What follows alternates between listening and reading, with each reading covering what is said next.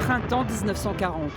En files interminables et anonymes, tout un peuple fuit, laissant derrière Des lui millions de des Français, dévastations. des Belges, Par des milliers, Hollandais ils s'en vont fuient à coups l'avancée d'arrêt fulgurante ruinés de dans l'armée leurs allemande. affections, ruinés dans leur patrimoine. Bordeaux, loin du front, devient ville refuge. Près d'1 million de déplacés y affluent. La vie bordelaise écrit. Il en vient toujours d'un peu partout, des gens lasses, sortis d'un cauchemar.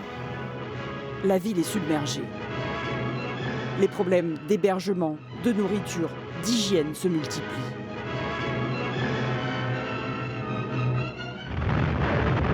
« 22 juin 1940, coup de tonnerre, la France capitule, elle se soumet à l'ordre nazi.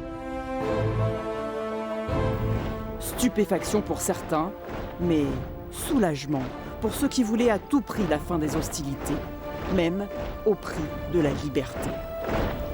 Bordeaux est en zone occupée. Très vite, les troupes allemandes investissent cette cité hautement stratégique. Le 28 juin, on lit dans la presse.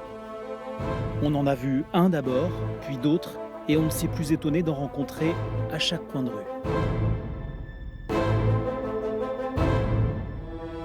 Les premiers temps furent épouvantables. On avait faim, on mangeait très mal.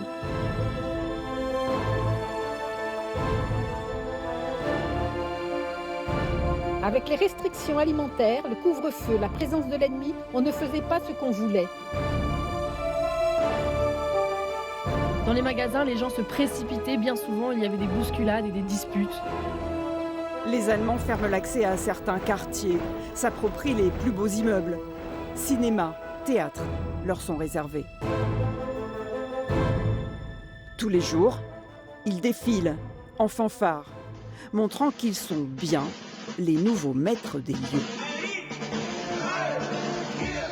Avec les pénuries, la peur, les contrôles permanents, l'incertitude, l'atmosphère est pesante. Mais on s'habitue. La grande majorité des Bordelais n'entrera ni en résistance, ni en collaboration. Certains, cependant, se montrent sensibles à la propagande nazie, à l'image du maire, grand collaborateur, Adrien Marquet. Il accueille dans les jardins de la mairie et au musée des Beaux-Arts une exposition stupéfiante, le Juif et la France.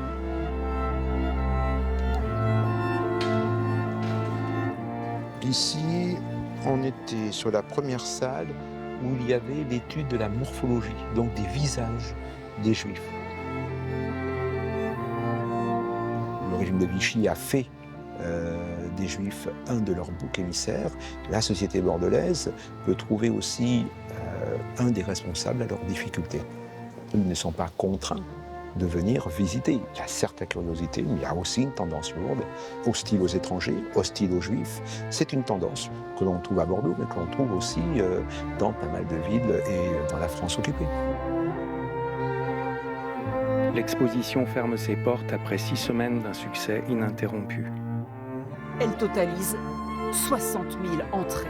40 jours pour que nos concitoyens se rendent compte du péril juif, cause de toutes les misères, faillites, catastrophes financières, scandales ou guerres. Peut-on lire dans la Petite Gironde.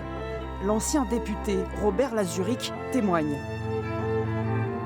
Jamais de toute ma vie, je me suis fait traiter de sale juif aussi ouvertement ni aussi souvent qu'à Bordeaux en 1940.